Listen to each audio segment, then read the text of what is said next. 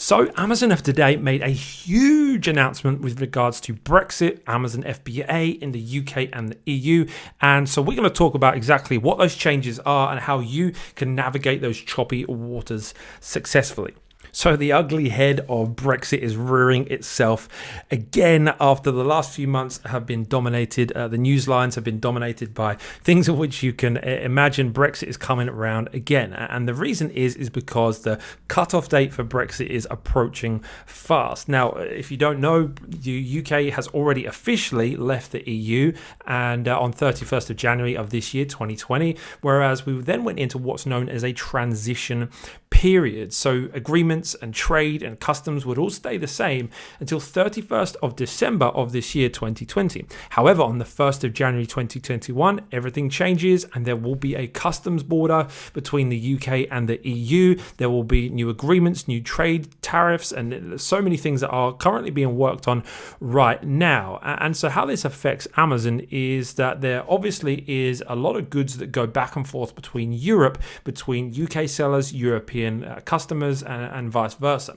And so I've previously been very much of the opinion that when these changes do take place, because it's been a very often asked question, Ben, what's going to happen with Brexit? How is it going to affect things? You know, me, ever the eternal optimist, I've been of the opinion that Amazon would make changes to make it possible and, you know, as less the least amount of friction as possible in order to enable sellers to keep on selling throughout Europe. Europe is still very much in its early days, very foundation phases, and Amazon really do need third-party sellers. That's my opinion, and I've said it many times before, because they post historically double-digit growth rates year upon year, but only low single-figure profit margins. So Amazon's profit margins are very low, therefore they can't fund their growth themselves with their own inventory they need. They rely on over 50% of their sales coming from third-party sellers. So, I've always said I believe Amazon will do what it takes to keep those third-party sellers on board.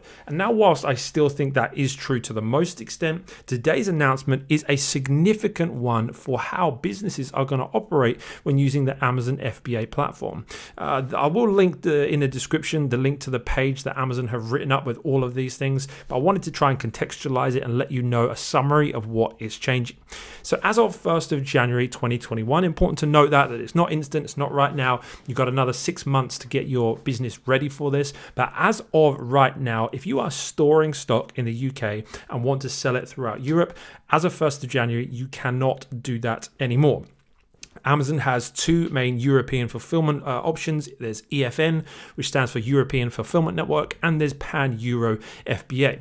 European Fulfillment Network is more expensive to fulfill for you as the seller, but it means that you can store your products in the UK, keep them all in the UK, and you haven't necessarily had to register for VAT in other countries. Obviously, there's lots of nuance and lots of variables, and some people would have had to, and there's often lots of confusion around that. But what is becoming more clear is that part of the reason that Amazon have been pushing more and more people to use the Pan-Euro FBA service is because of these changes. And now Pan-Euro FBA means that Amazon can and will distribute your stock around the different European marketplaces based on their algorithmic understanding of the demand for your product. And so because of that, because you would be storing products in other countries, you are then obliged to register for VAT in all of those countries. And now EFN, really, this announcement has killed off EFN. In my opinion, EFN is going to be something that's hardly used. The only reason you would use EFN is if you are, say, storing stock in Germany, and then you want to use EFN to send it to the other marketplaces in Europe, but not the UK.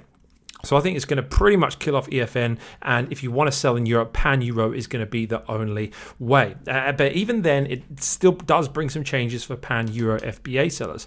If you're a Pan-Euro FBA seller, if you are storing stock in the UK, register for Pan-Euro to sell across Europe, and Amazon distribute your stock for you, that also is going to change.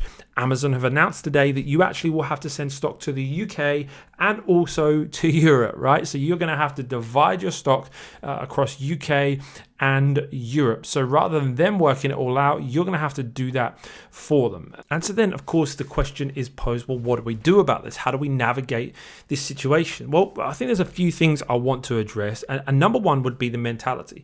So much of business success is what goes on up here, right? How we think, how it determines so much of how we live. And so the first thing I would say is do what you can to stay positive. There will be people that will say, oh, this is going to be rubbish and it's going to be so much more difficult. And there'll be plenty of moaners, plenty of people that will always look for the negative. But I always say, right, in every challenge, there's the seed of opportunity. And I honestly think that there's great opportunity for people that are willing to learn the processes, learn how to be successful with this new way Amazon is doing things.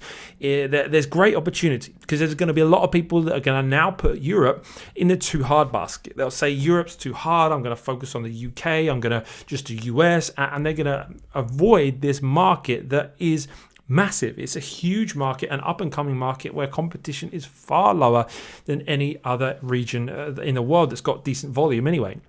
And so I think there's going to be so much more opportunity in Europe as people kind of just avoid that whole idea. So I think there's great opportunity for you.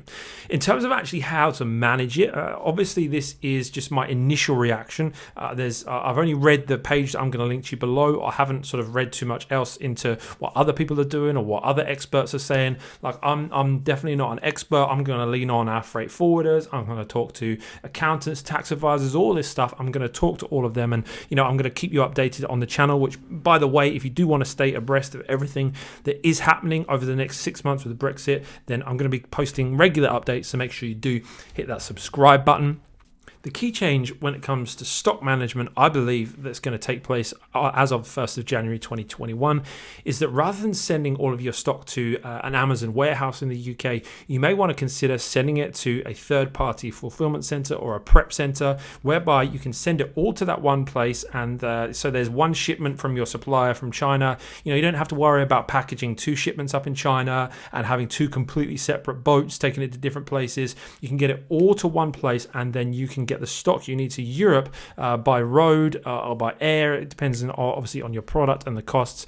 I feel like initially that's probably the route that's going to be the most profitable. It's going to be the most manageable. And so like I say, I'm going to keep you updated. Like I sell products on Amazon, I run brands, and so I'm going to be letting you know what we're actually doing with the products we're selling. So like I say, I will keep you updated. But final thing I just want to remind you of is, again, it's another mentality thing when it comes to building an e-commerce business.